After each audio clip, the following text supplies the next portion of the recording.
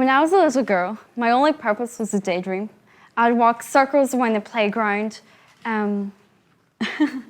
refusing to play with anyone who offered.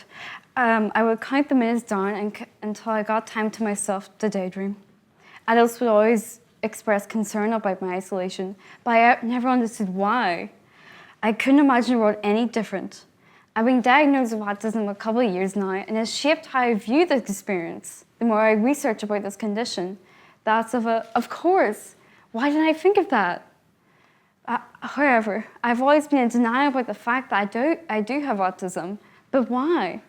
I think the main reason is media, in particular its portrayal of autism in its relationship with imagination. Media does not exist in a vacuum, and I think it has great consequences on the people who watch it. The list of autistic representations that are just white, awkward men who wear blue is far too great and is damaging for both non-autistic and autistic people in the idea of the condition. Firstly, screenwriters often take a lack of social and empathetic imagination as a lack of general or fantasy imagination. But here, we have to think, what even is imagination? And what is autism? How can we even begin to define these terms when we don't even know what it means? I think there's a lot of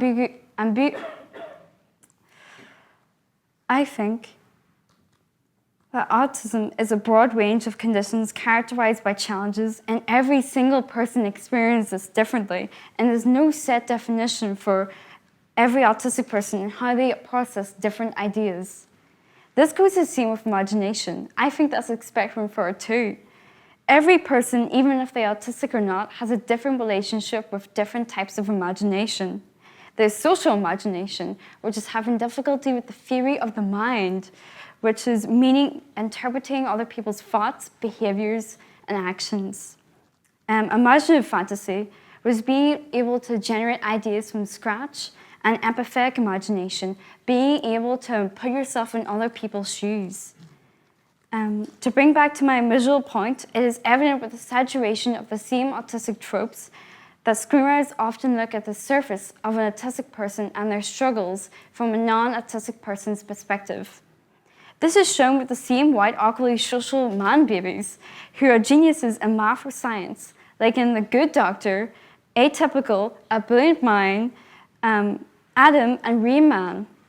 All these showcase the well-known popular cultural motif of autistic savant, where someone with autism is a genius in a certain field, usually math or science, which is real and valid. However, it is only 10% of the autistic community.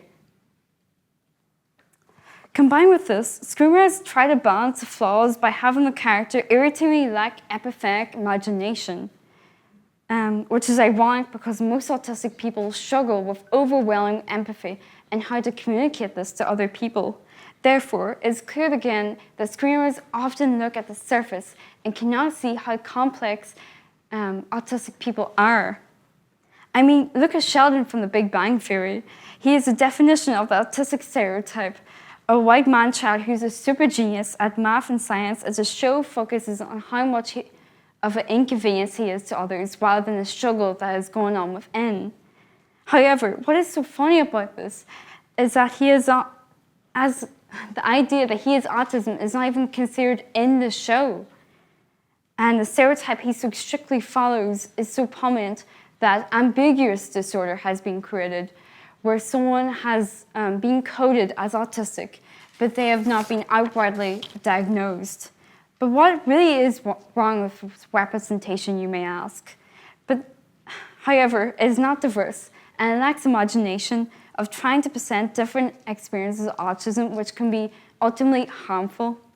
Their perspective is far removed from reality of what autism really looks like. And as its focus on traits that can be glamorized or made fun of implies to autistic people who do not have the savant condition that their stories are not worth telling, that they have no value, that they have no real production value for society as a whole. Additionally, reinforces the idea that a person who does not have a special gift cannot have autism, which discourages people from getting a diagnosis and makes people feel like the condition is not valid. We're so afraid to look autism in the face on screen and accept it for what it really is, a disability that is difficult, challenging, exhausting, and sometimes painful. Additionally, with the pattern of stereotypes, it is clear to see that it centers on the male experience of autism. This lack of female representation certainly does not serve well the current issue of misdiagnosis in girls. Autism has long been considered a male disease, and they are 4 times more likely to get diagnosed than a woman. Autistic women have flown under the radar in both real and Hollywood worlds.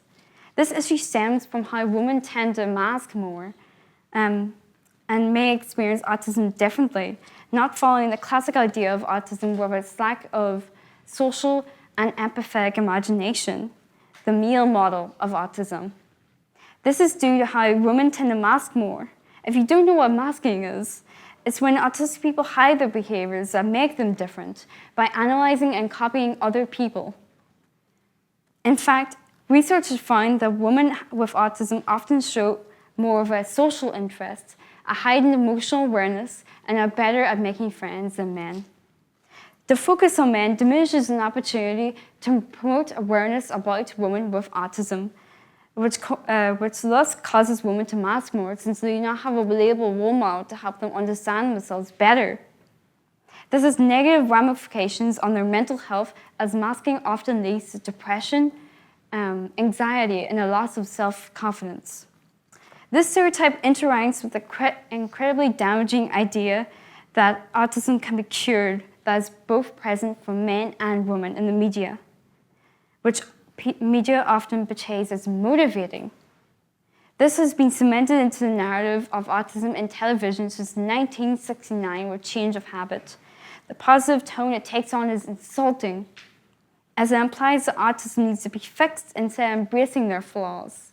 Evidently, Hollywood representation of autism is sexist, unimaginative, and stereotypical, as it overstates the autistic stories from a non-autistic perspective.